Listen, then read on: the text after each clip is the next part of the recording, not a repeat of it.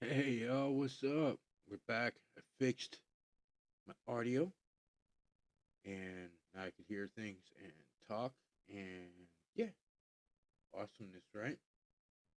Totally. So now, hopefully, this will go by a little bit better than last time.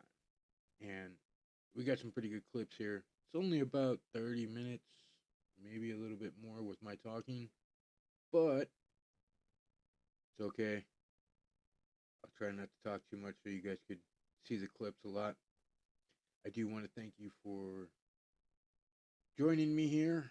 Um, like I said, I don't want you guys to think that since you tuned in here that, okay, like, subscribe, hype it up, the whole 9 yards, right now, and you don't even know what's going on. I mean, if you want to, you can.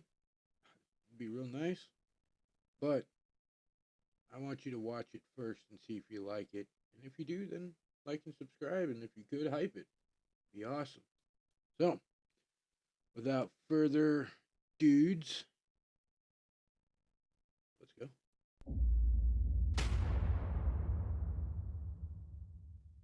Not many people know this, but in the 1990s, there was a conspiracy theorist with a public access show where he ranted about crazy crackpot theories every single day, and nobody took him seriously. But then after he died, it turned out he was right about everything. In the late 80s and throughout the 1990s, there was a man named Clay Tiffany who had a public access TV show called Dirge of the Charlatans, where he would sit for hours on end and just rant and ramble about all kinds of conspiracy theories about elite government corruption within the city. He would talk about judges laundering money through nonprofits and NYPD officers falsifying crimes to throw people in jail, and members of the NYPD acting as roving gangs and enforcers for the mob. But then something happened to Clay Tiffany. In March of 1997, he was pulled over by an NYPD officer named Nick Tartagliani, who said that he had seen Clay Tiffany's show and wanted him to stop talking about the NYPD, and that he was connected to the mob, and if he didn't shut up, he would have him taken care of. Or at least this is what Tiffany claimed the following day on his show, where he talked about the incident. And as Clay Tiffany claims, the next day after this broadcast, Nick Tartagliani showed up at his house, threw him against his police cruiser, arrested him, and brought him in on some made-up disturbing the peace charge. But Clay Tiffany was not going to be bullied, and he would not give up. So the next several years on his show, he did a full investigation of Nick Tartagliani, sending in a bunch of requests with the Freedom of Information Act to the government to get documents about him. And he dug up a ton of dirt, like multiple police brutality reports, a bunch of excessive force complaints, and unexplained departures from dozens of his previous police jobs. And in response, Clay Tiffany claims that he was attacked and brutalized by Nick Tartagliani and his cop buddies multiple times throughout those years. The first incident, he was attacked outside of his home again. Mermaids are 100. Just think about that. 100% real, and the government is actively trying to hide that fact from you. So my dad, he works on a fishing boat, and what they do is they go take this boat out deep into the middle of the ocean and take this real big massive net and cast it into the middle of the water and then scoop up everything they can. Once they scoop up everything, they'll lay the net out in the boat and then take out the fish that they want to keep, and everything else that they don't keep, they'll cast the net back into the water and the fish will go back into the ocean. So my dad told me that one day they do the regular thing. They cast this big giant net into the ocean, scrape it back up, throw it on the boat. He's sitting more at the top of the boat and he's looking down at the people who are pulling the net out of the water and analyzing everything that's in there. And then all of a sudden, as they're looking through the net and looking at all the things they got, he starts to see these people start freaking out and looking at each other and kind of just looking very erratic. They all start calling to everybody like, you guys need to come see this. They're calling everyone over to come see what they have. So my dad's like, what the hell did these guys find? Did they pull up a shark or a dolphin or something? Like, let me go check out what these people are doing. So as he approaches the net in the middle of the boat with all this fish in it, he can see this one very, very abnormally large fish. It's very big. It's not big like a whale, but it's big, way bigger than any fish that they normally pull out of this spot of the ocean. The closer he gets, the more he realizes that this fish is in the shape of a human, like it's a very humanoid looking fish. My dad said that this creature had a humanoid shape. It was in the shape of a human, but it was missing a lot of the features that us humans have.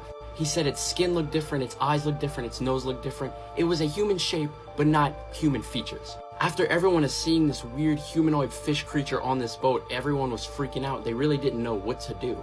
Mind you, the thing is still alive and it's sitting there kind of just like wiggling around and moving around while everyone's just circled around it, just staring at it, not knowing what to do.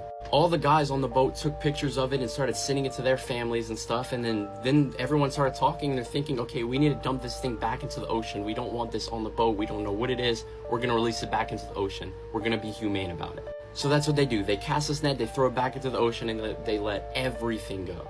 Flash forward a week or so, and my dad's actually back home. He's not out on his boat anymore. We hear someone knocking at our front door. So me and my dad, we go walk to the door, we open it, and we look and see who's standing there, and it's these two men in full black suits.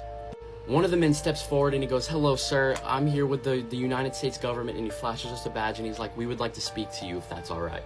So we invite this man in, and we're sitting down at the table, and he basically tells my dad that he's not allowed to talk about what he saw on this boat, and he made my dad sign an NDA. He went and deleted the pictures on my dad's phone, made it very clear that my dad should not talk about this to anybody ever, or else he will suffer consequences, legal consequences. But unluckily for these people, I did not sign an NDA. So that's why I'm here to tell you my story, or I guess my dad's story. So you think? You know, I watch a lot of creators, and I've been noticing mermaids have been showing up a lot more than usual. And honestly, for entertainment purposes only, honestly, I think they probably are real. I mean, the ocean is huge. You can't tell me that something didn't evolve or didn't just magically get made. I mean, these stories that have been told from eons ago, I don't think they had the brain power, or I don't know, not the ability, but just the cognitive shit. I don't know. I can't come up with the right words. Sorry, not smart enough. But I don't think that they had the brain capacity to come up with stories like that would last and live for centuries. I mean, I think what they saw was what they saw, and they wrote and told stories about what they saw. I mean, back then, I don't think governments had NDAs or anything, or people that would go out and, talk to them and tell them they couldn't talk about it or whatever. I mean, granted, they didn't have phones like we do or the internet, but still. I mean, look at the stories have survived the test of time. Obviously, something's up with them, you know what I'm saying? I think the Devil's Tower is a giant petrified tree. Well, are you sure about that? Because I thought the same thing at first. And now, with an open mind and presented new information, I think it's something very different. And when you do a quick YouTube search and there's tons of information about it being a tree, that should cause you to question it. And I've done multiple posts talking about how the Devil's Tower is a giant petrified tree. So believe me, I was there. But this information that I'm going to provide you, I think there's going to be no doubt of what it really is. So because it never resonated 100% with me that this was a giant petrified tree, I decided to do what I do. And I checked it out, and I checked out the surrounding area. And you might not see it at first, but you will. So I want you to look right here. Here's the Devil's Tower, and I want you to look right here. It looks like a giant alligator snout to me. And stick with me, because I'm going to show you a lot more. Because alligator head and even eyes, and when you zoom in, you can see something that looks very Flat Earth. Honestly, it looked like a mural of a forest. That's what I saw. Is the most curious conspiracy theory out there, because even though everyone treats it as a joke, a huge number of people genuinely believe it. So I went and found out what they actually think. And I'll be honest with you, it's not what I expected. I'm not a religious guy. So when I say this whole thing is religious at its core, I mean that's just what it is, not that I'm selling it to you. It starts with the belief that the entire world is being lied to on purpose, that the God of the Bible is real, and something is working very hard to keep people away from him. And the shape of the planet is the tool being used to do it. How is flat Earth keeping you away from God? I've never heard somebody who believed in flat Earth sit there and go, yeah, well, I don't believe in God either. Or since I do believe in flat Earth, I don't believe in God. Never heard it. Never.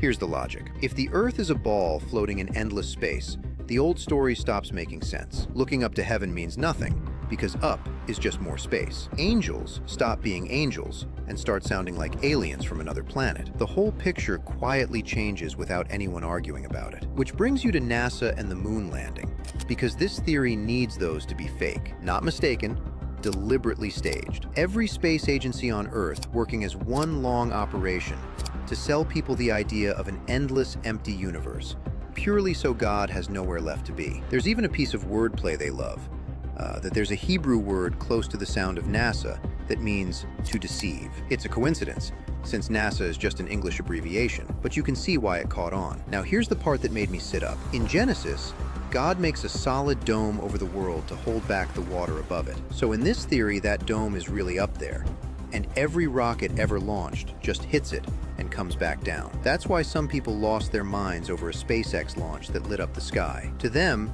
it looked like something splashing against water. And the reason it all continues? Keep people believing they're alone in an empty universe, and they stay away from God. You don't have to believe any of it, but you have to admit it's a complete world. This is just a theory, not a fact.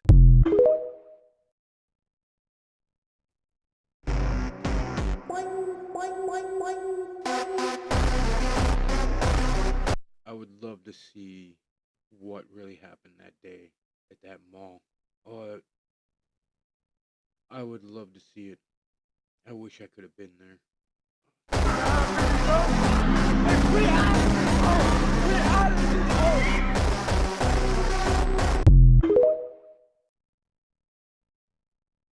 There's this object orbiting Earth that is estimated to be there for 13,000 years. And how we get this number is the NSA analyzed the signal from it. Astrophysicists and some ham radio operators back in the 50s also got the same signal, all independent, came up with the same translation, decoding of the signal, that it was saying was from the Epsilon Boötis constellation. Now, I heard about this about 10 years ago, and I realized it was even deeper than that. The article about this came out in Time magazine by one of the astronomers that was researching this thing and decoding the signal. And I said, Time magazine picked this up in 1960. Then I saw some reports of it following Sputnik, when Russians sent Sputnik to orbit the moon and come back. Then they discovered it was in a polar orbit. It had changed course and went into a polar orbit, something we couldn't do until just recent times. We didn't even know how to get a polar orbit orbiting from pole to pole. In order to create a lot of the megalithic structures that you've seen, like the pyramid complexes and everything else, you need a polar orbit. You know, I would tell you what, if I was able to grow this channel to where, one, I could get monetized and start making some money off of it, enough to where I could travel. I don't like traveling, and my family watching this and anybody who knows me would be like, bullcrap. Honestly, if I can make enough doing this off of the videos that I do now, or even off of what I have planned and the music I make and all that, dude, I would totally go to these places, live film it right there, and get to ask the questions. You know, go look at it, see if it's real, see if this is all what it's about. And I would travel to do that. Totally would. A lot of these places I would love to go to see just to see, because they're interesting. Would I stay there a long time? No. I would come back as soon as possible. But I would totally do it. I would go and go out of my comfort zone and travel to see these places and take pictures and film live, whatever, so that we could all see it. So then there would be none of this, you know, wash or held back. You know, I would just go and ask the questions of like, really? Well, why is it this? Why is it that? Why did this happen? Why did that happen? How come this is all just constantly being held back? You know? I mean, I would just totally do that. I would. I would fix my body first and get everything I needed to get fixed so that I could go and travel. That I'll save for another video. And I would, because I sit here and I watch these. Like I said, I watch other creators and their videos and all that, and I see the videos, and I'm just like, you know, if I could, if I had the money, if I had the ability, if I was able to get everything here taken care of, I would go. I would love to. I would love the ability to do that. But hey, who knows? It might happen. Never know.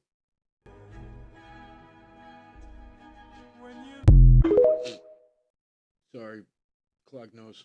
This is witchcraft, bro. It's right in front of your face. You don't even see it. They're lying to you. They're lying to everybody. The human sacrifice rituals are war. But do you know the root word for soldier is 2 words? Soul dire. Huh. Soul dire. One whose soul goes to die. That's the root word for soldier. It ain't a good thing. They make you seem like, oh, soldier's a good guy. No, fool. You are a human sacrifice. Surprise. That's what you are. You are a soul dyer. One whose soul goes to... Bro, the Marine Corps? Or is it the Marine Corpse? Huh. Pretty funny. Why do they spell it that way?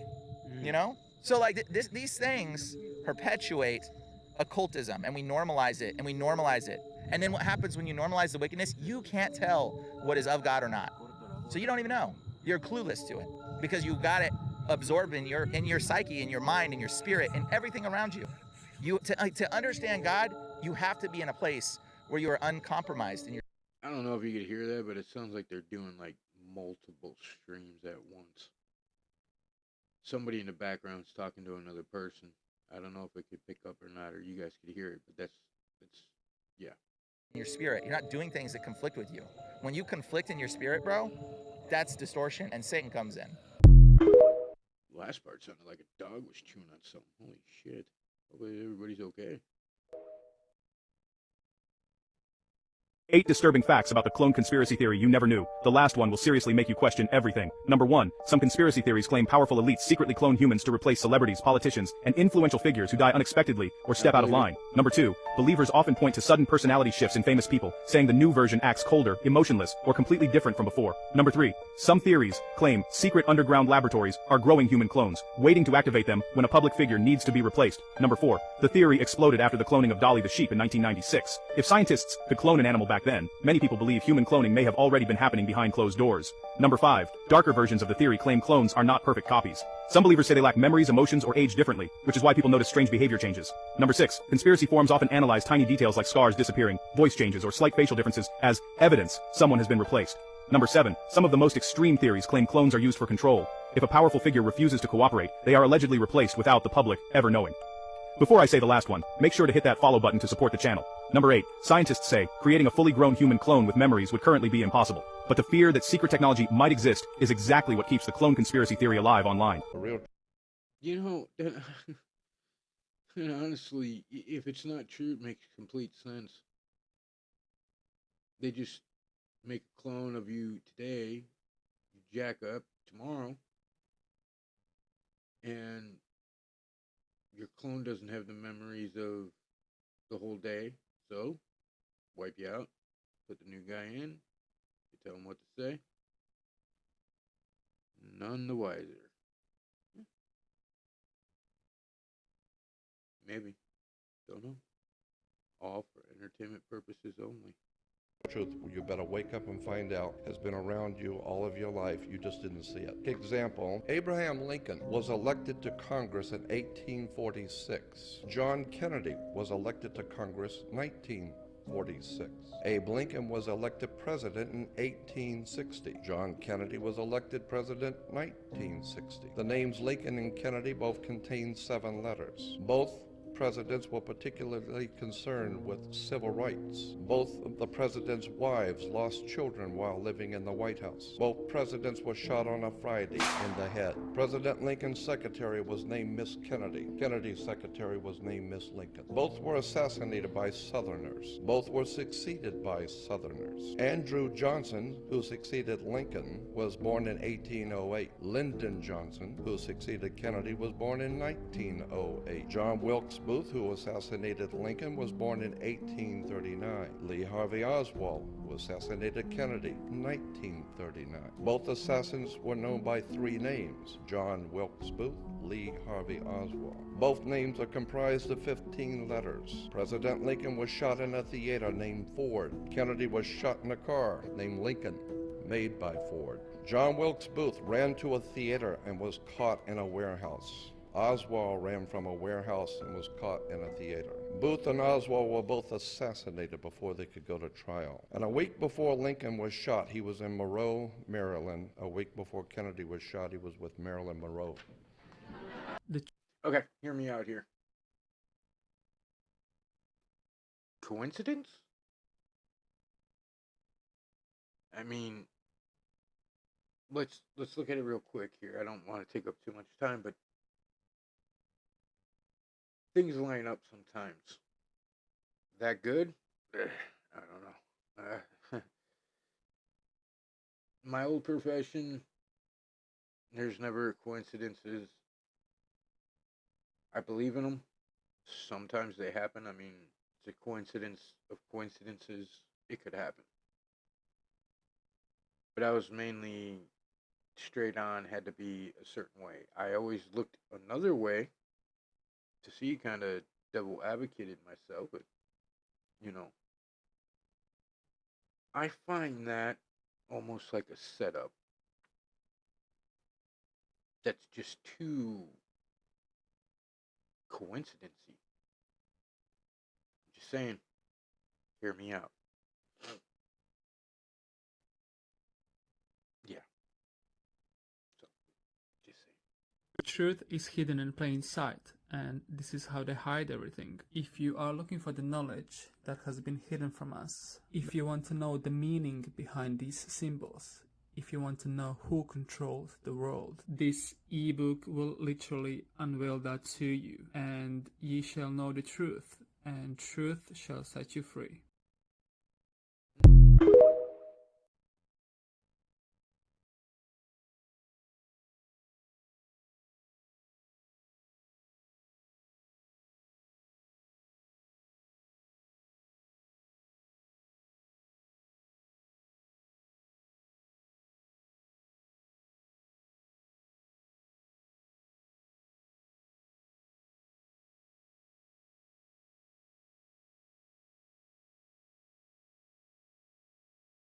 The 1996 murder of revolutionary rapper. Oh my God, there's so much going on about this right now. I can't stop hearing about it from the other creators I'm watching. Oh my gosh. I don't know. I don't really have a per se in this. I really don't. I only like maybe 2 of his songs, maybe 3. I wasn't really that much into rap, and the rap I did get into wasn't really rap. So, yeah.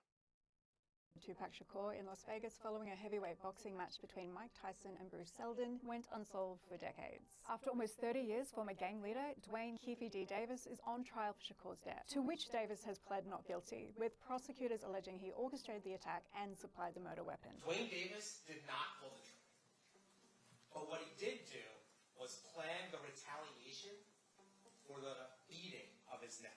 Let's take it back to 1994.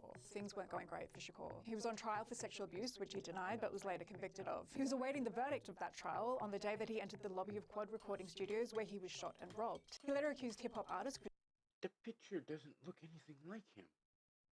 The one on the bottom, if you rewind it back, doesn't look anything like him.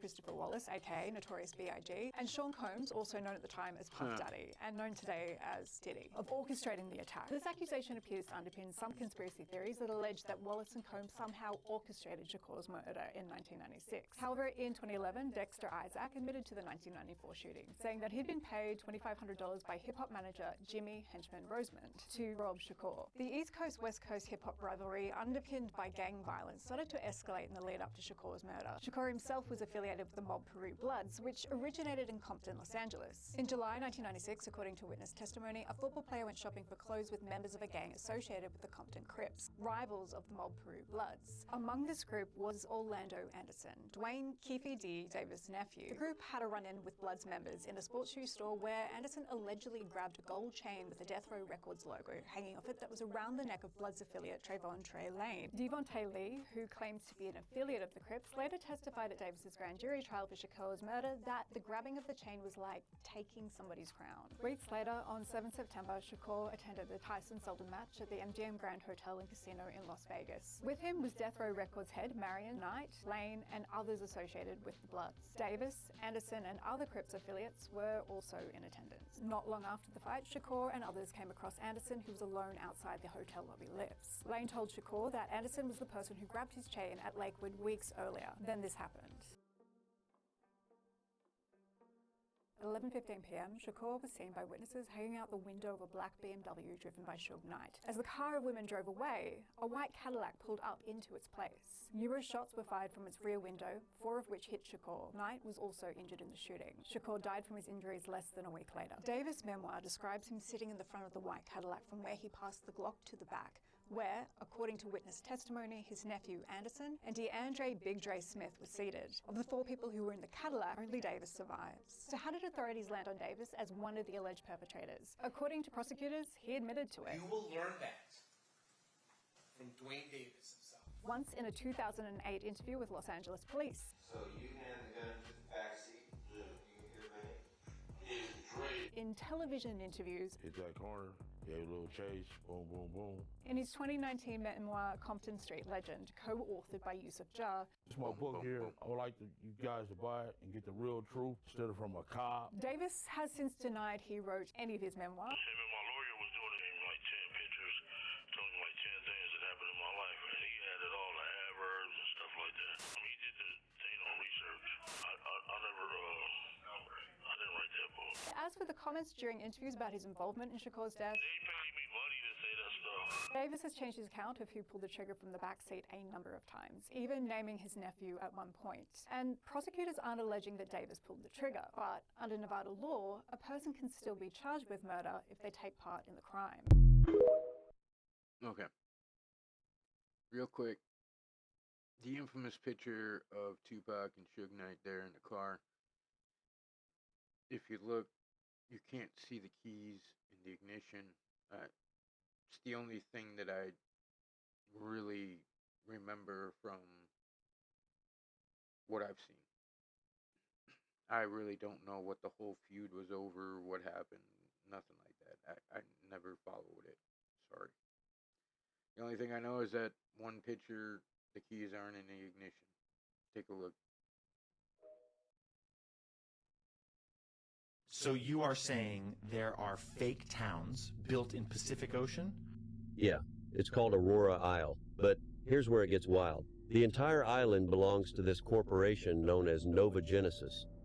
They acquired it years ago. They constructed these flawless suburban neighborhoods with colorful homes, spotless lawns, and friendly neighbors who always seem to smile, but it's all an elaborate set. The communities are populated with orphans and artificially created children who were raised from infancy believing the outside world was completely destroyed. They're taught that these neighborhoods are the last safe place on earth. Every day, they're shown fabricated broadcasts, fake emergency warnings, and staged disasters to reinforce the lie. It's total psychological conditioning. Someone notices something doesn't add up and begins questioning everything. That's when novogenesis steps in, isolates them, retrains them, erases their memories, or, if that fails, quietly moves them somewhere else. I believe it. The Epstein files aren't the endgame. They are a distraction. While we're focused on those names in the documents, the people who actually own... Get it straight, it's not Epstein, it's Palm Beach Pete. God. ...own the system are laughing, because the real crime didn't happen on an island in the Caribbean. It happened on an island in Georgia. In this episode, we'll cover the Jekyll Island takeover that privatized the American dollar and the truth about 2008, where the collapse of Lehman Brothers was actually a calculated consolidation of power.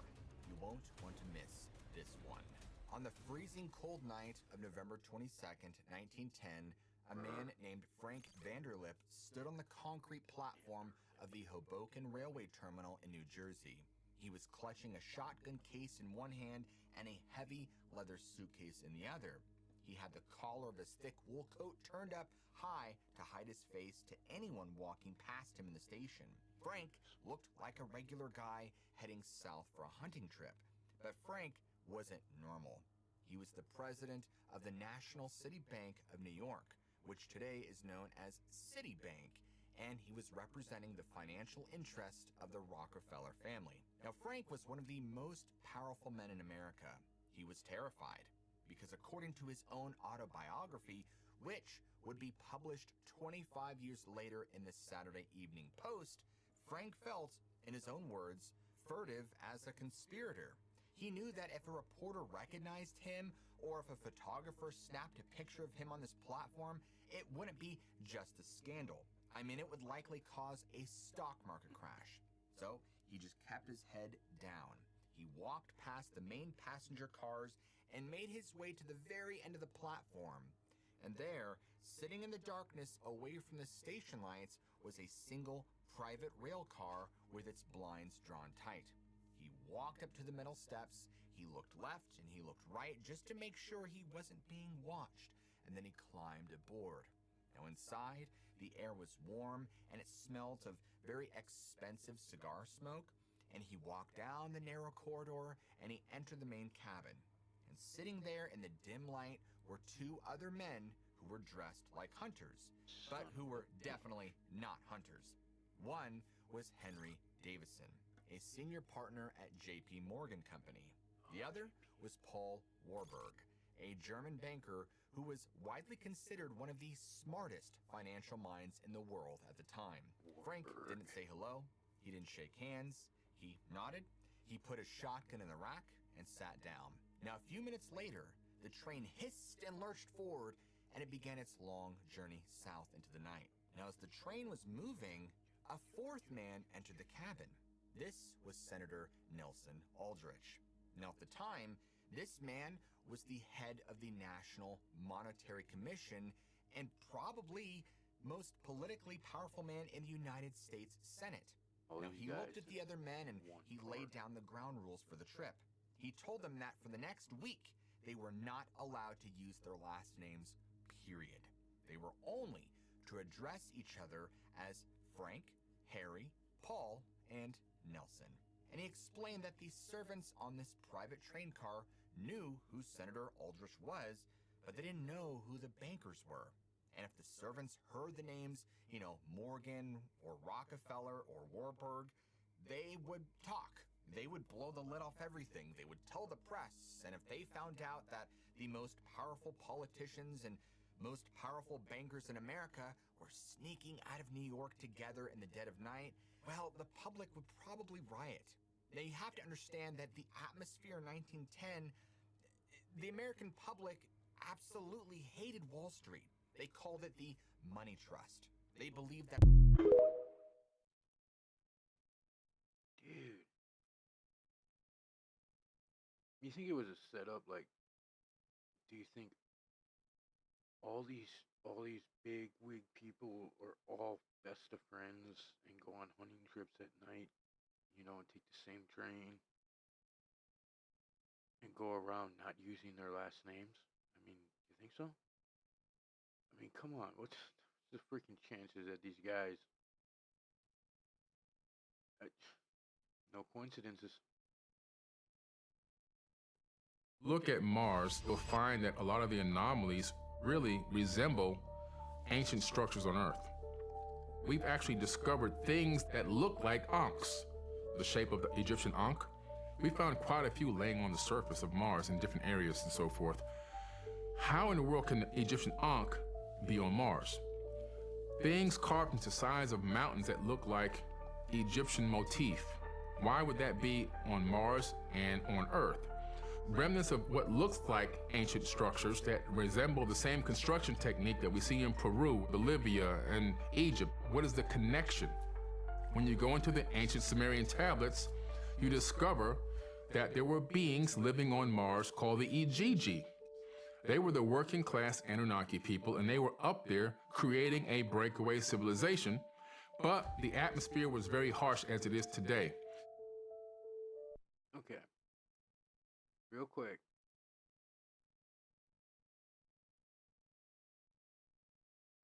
We have this story about these people were beings called the Anunnaki that came from Nibiru or Planet 9 or X or whatever, and came here and they altered the genes of monkeys or apes or whatever and took off and fly away. Why do you think they wouldn't stop at another planet? Why do you think that it would be unheard of? If they're able to come here from their planet and they're able to modify the genes of or the DNA of an animal or a thing, being, whatever, why do you not think that they would be able to go to another world or planet and try to do it, try to start it, was already there, whatever? I'm just saying.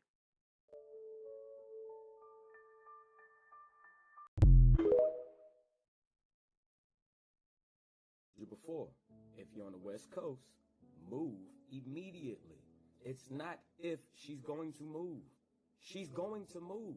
And I promise you, when she do, from Galveston, Texas, all the way up to Alaska, it's gone. All right? Wherever she finally decides to go, it's gone. And the only thing stopping her from moving right now is Alaska. Alaska is still frozen. These are reptiles. Huge reptiles.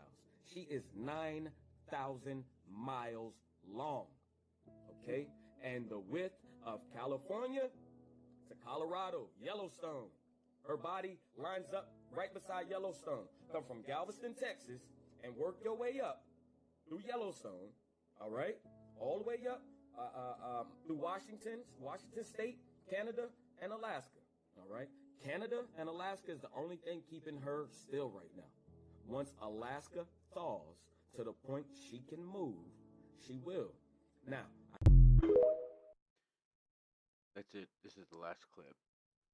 But I don't know if you guys know what he was talking about. I've caught a few of them on the other creators I watch. It's talking about how if you look on Google Maps or Google World or whatever, you could see the head of a snake in the water and moving, and they're saying that if the snake does decide to move, it's going to ruin a bunch. That's what he was talking about. So if you don't know, look it up. It fits the outline of what you see on the map. I don't know if it's a big ass snake or not, or reptile, but that's what he was talking about. So we're at the end here.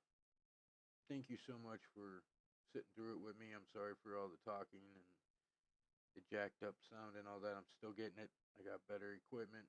I learned how to fix it. My C cable was flipped upside down, and apparently if it's not plugged in the right way, it doesn't want to work.